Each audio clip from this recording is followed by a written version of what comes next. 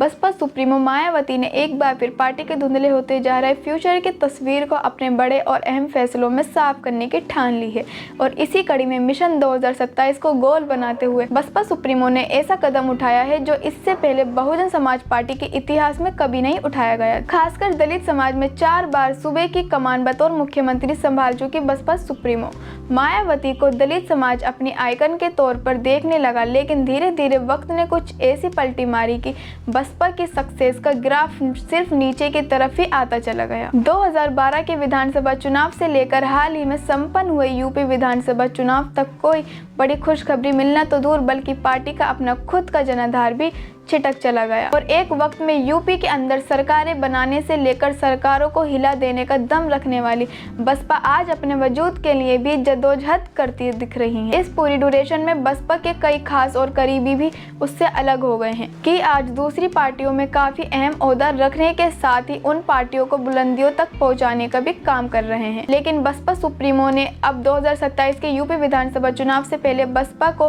फिर से मजबूती से खड़ा करके चैलेंज करने की सिचुएशन में लाने की कसम खा ली है, जिसके घेरे में वो लोग भी हैं जो कभी बीएसपी का हिस्सा हुआ करते थे और आज किसी और पार्टी में शामिल हैं। तो चलिए समझते हैं सिलसिलेवार तरीके से कि आखिर क्या है बसपा सुप्रीमो का प्लान बी। असल में बसपा सुप्रीमो ने यूपी उपचुनाव में हुई हार के लिए हाल ही में पार्टी की समीक्षा बैठक के दौरान कई बड़े फैसले किए और कई फरमान भी जारी किए। इसी बीच उन्होंने कुछ ऐसा कहा जिससे लगा कि शायद बहुजन समाज पार्टी को फिर से अपने पुराने नेताओं की याद आने लगी है। यानी बसपा सुप्रीमो के निर्देश के बाद ऐसे नेताओं के लिए पार्टी में वापसी का रास्ता खुल गया है जो कि कभी बीएसपी में शामिल थे। खबरों के मुताबिक बीते करीब एक दशक में पार्टी छोड़कर जाने वाले नेताओं की लंबी फेहरिस्त है, जबकि अन्य दलों से बसपा में आने वाले नेताओं की संख्या न के बराबर है। 2019 के लोकसभा चुनाव के बाद बसपा का विस्तार होने की संभावना थी, लेकिन कहा जाता है कि बसपा से आनंद में गठबंधन तोड़ने का फैसला ले लिया है, जिससे पार्टी की इस मुहिमा को नुकसान पहुंचा। वहीं इसका फायदा बसपा को मिला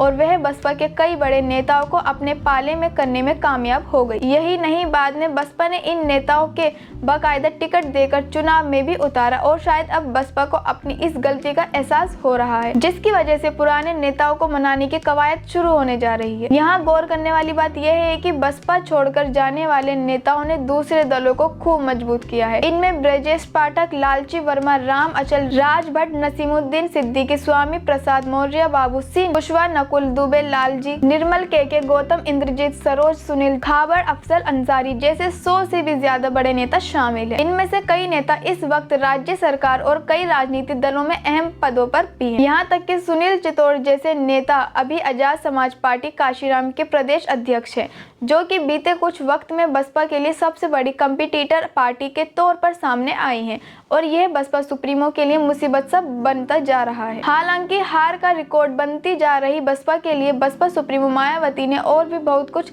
तैयारियां कर ली हैं। बहुजन समाज पार्टी एक बार फिर से ब्रह्मण शंख बजाएगा, हाथी बढ़ता जाएगा कि नारे को मजबूती से बुलंद करने जा रही है। उत्तर प्रदेश में लगातार चुनाव हारती जा रही बसपा फिर से अपने पुराने फॉर्मूले की तरफ बढ़ती रही है। बसपा ब्राह्मण और मुस्लिम वोटों को फिर से अपने पाले में करना चाहती है। गौर करने वाली बात यह है कि 2027 में उत्तर प्रदेश में बसपा ने इसी सोशल इंजीनियरिंग के फॉर्मूले पर चलकर बहुमत की सरकार बनाई थी और इसी बात को ध्यान में रखते हुए बसपा सुप्रीमो ने मुस्लिम, ब्राह्मण और अन्य समाज को जोड़ने के लिए स्पेशल टीम बनाई है। मायावती ने सलाउद्दीन सिद्दीकी उर्फ मुसन शान, जमशेद खान, शिव कुमार दोहरे को लखनऊ मंडल में मुस्लिम और अन्य समाज को जोड़ने का जिम्मा सौंपा है। वहीं श्याम किशोर अवस्थी और विपिन गौतम ब्राह्मण समाज को जोड़ने का काम करेंगे। इसके अलावा बसपा सुप्रीमो मायावती ने साफ किया कि प्रत्येक जिले के 2 प्रभारी पूर्व की तरह ही बने रहेंगे। साथ ही जिला विधानसभा सेक्टर और पोलिंग बूथ की कमेटियों में कोई बदलाव नहीं किया गया है। यही नहीं, बसपा सुप्रीमो मायावती ने लखनऊ मंडल की टीमों और प्रभारियों की तैनाती की है। जल्द ही बाकी मंडलों की टीमों और प्रभारियों की भी तैनाती कर दी जाएगी। इसके अलावा बसपा उत्तर प्रदेश में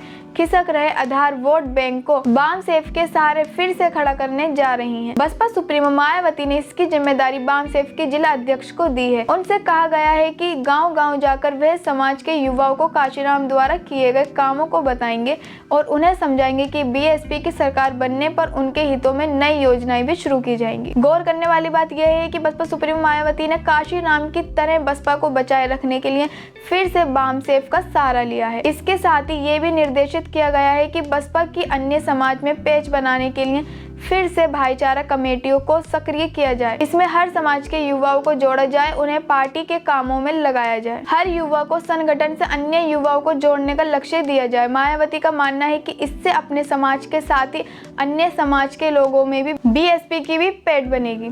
देखा जाए तो बीएसपी का जो हालिया प्रदर्शन रहा वो पार्टी के लिए काफी चिंता का विषय बन गया है। 2017 और 2022 के विधानसभा चुनावों में पार्टी की स्थिति काफी कमजोर रही है।